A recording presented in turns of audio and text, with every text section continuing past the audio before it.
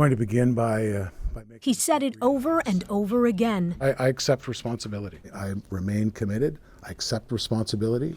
I take responsibility. But when asked the one question on everyone's mind, Steve Clark deflected. We want to instill that trust back into Ontarians. But I accept...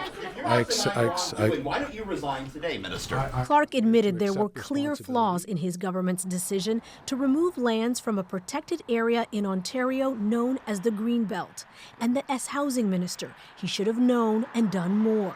Still, he refused to step down. I want to make it very clear to Ontarians that I'm sorry that we didn't do a better job and that I personally didn't do a better job.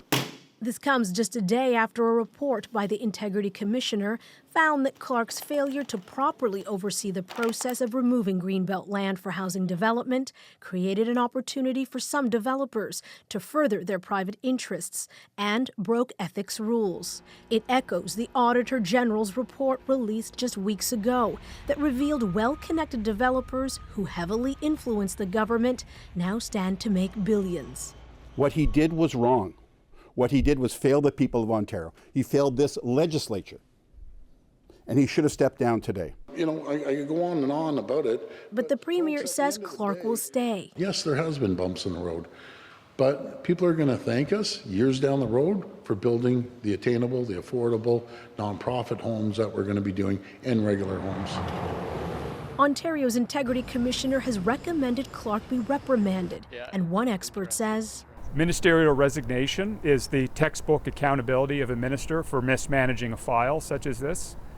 I think the minister himself is ultimately accountable directly to the Premier. I have confidence in Minister Clark. But Premier Ford says he's moving forward on building more homes in Ontario and says Clark will be by his side in his role as housing minister.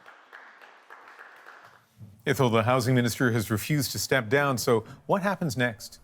Well, let's not forget, Ian, the RCMP is looking into this to see whether it merits a criminal investigation. And just behind me in a few weeks, the Ontario legislature will sit. And there's no doubt that one of the first orders of business will be the Integrity Commissioner's report, meaning this issue will not be going away anytime soon. Ethel Musa outside Queen's Park in Toronto.